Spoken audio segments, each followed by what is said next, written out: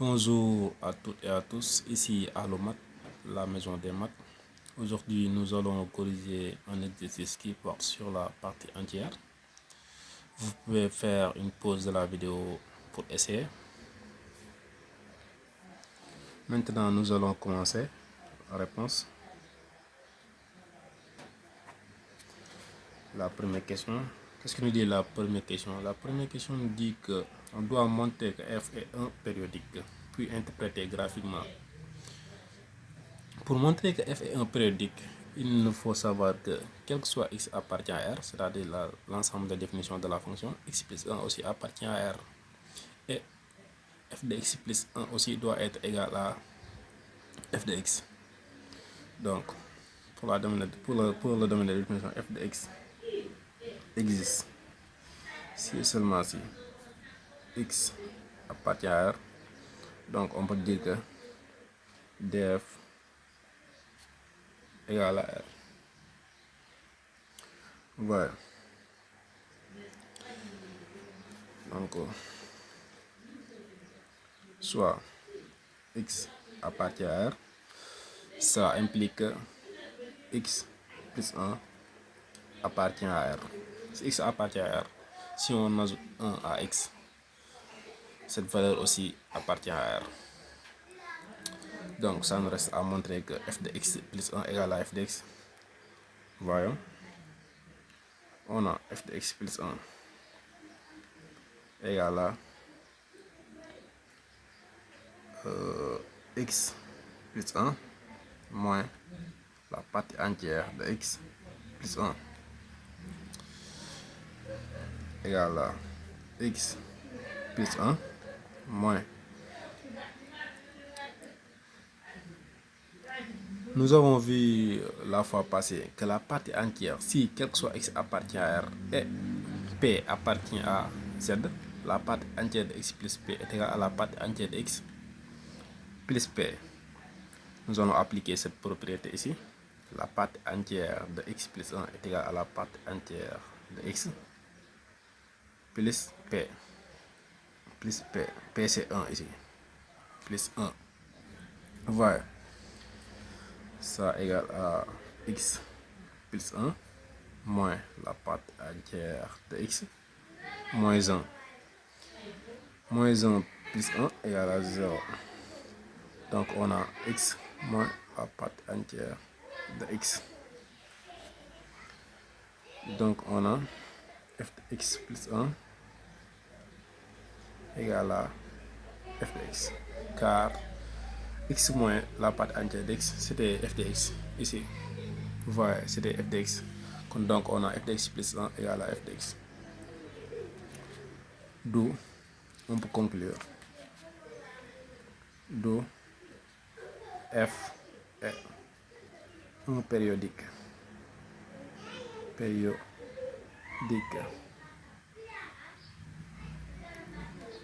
F est un périodique. Ensuite, on nous demande d'interpréter ça graphiquement.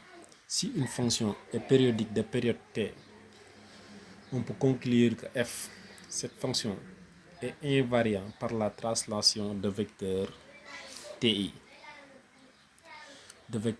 C'est-à-dire, il suffit de représenter la fonction sur un intervalle et de faire sa translation de vecteur ti. Ça reste invariant, ça ne change pas. Donc ici, on peut interpréter que f, interprétation,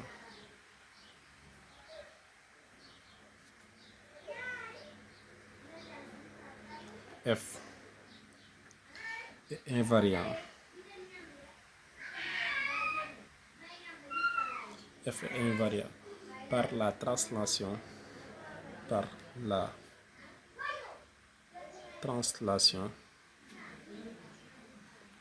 de vecteur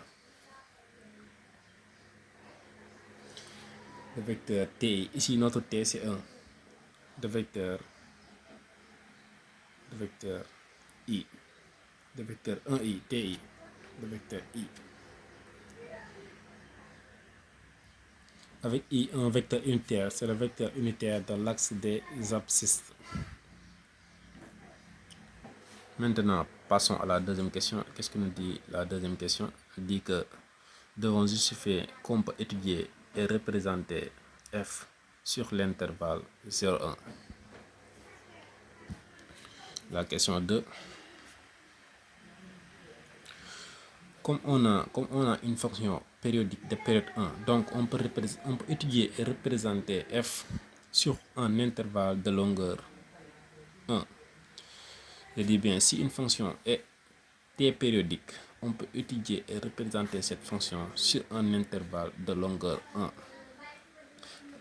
Ici, on a f, un périodique.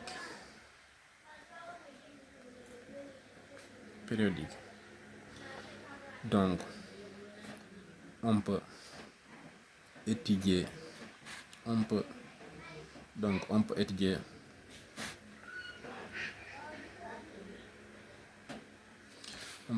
et représenter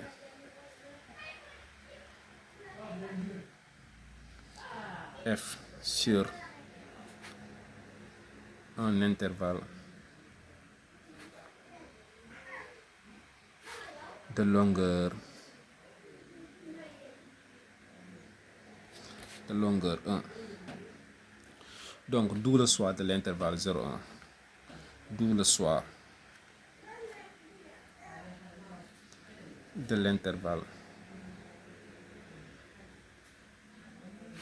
0,1.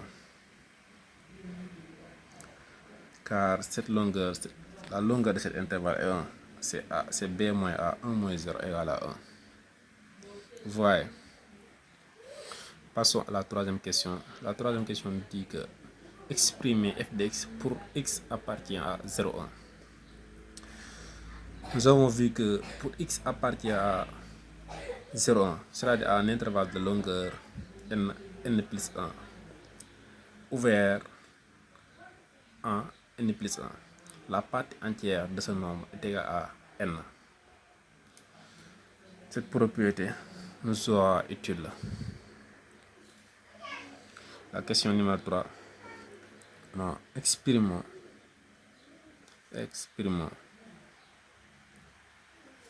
f de x, quel que soit x, appartient à l'intervalle 0,1. On a, quel que soit x, appartient à R, f de x égale à x moins la partie entière de x. Mais si x appartient à 0,1, la partie entière de x, c'est 0. Et x aussi reste x. Donc, quel que soit x appartient à 0,1. On a f de x égale à x moins 0.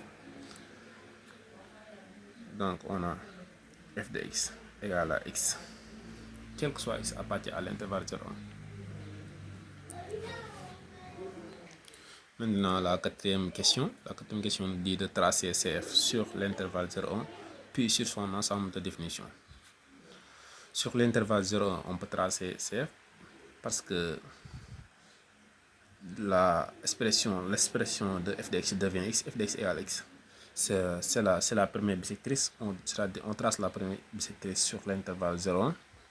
Puis, si on veut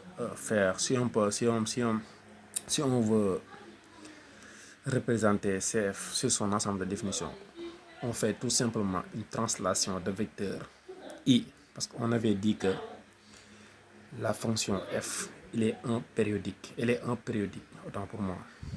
Donc, si on a sa représentation sur l'intervalle 0,1, on peut avoir aussi sa représentation sur tout son ensemble de définitions. La quatrième question nous a dit de tracer CF sur l'intervalle 0,1. Sur l'intervalle 0,1, f de x égale à x. F de x égale à x. On peut prendre 2 points. Par exemple, si x égale à 0, f de x égale à 0 aussi.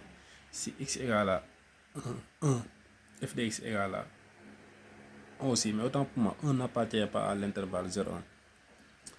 Donc, on peut tracer la première bisectrice, c'est-à-dire y égale x sur l'intervalle 0,1. C'est ça la courbe de f sur l'intervalle 0, la première bisectrice, y égale x, c'est ici,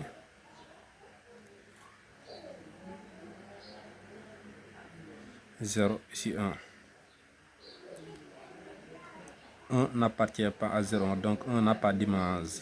1 n'a pas d'image. 1 n'a pas d'image. C'est ça la représentation de la fonction sur l'intervalle 0, 1. Maintenant, si on peut le faire sur son ensemble de définitions, on fait quoi? On fait une translation de vecteur i, de vecteur 1i. Le vecteur unitaire ici, c'est i.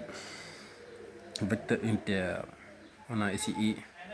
Si on fait la translation de cette courbe sur les intervalles, c'est-à-dire sur R, on obtient comme ça, si on fait la translation. Ça, c'est le vecteur i. Ça aussi, le vecteur i. On obtient quelque chose comme ça.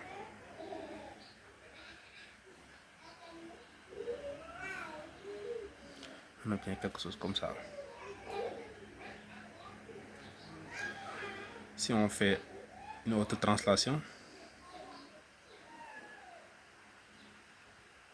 ça c'est i.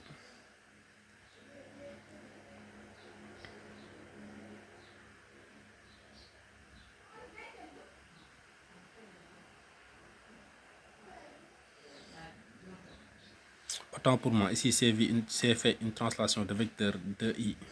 Je devais faire une translation seulement de vecteur i. C'est fait ici de i. Le vecteur i, ça s'arrête ici. Aussi un autre i. Ça c'est 2i aussi. Le i, ça s'arrête ici.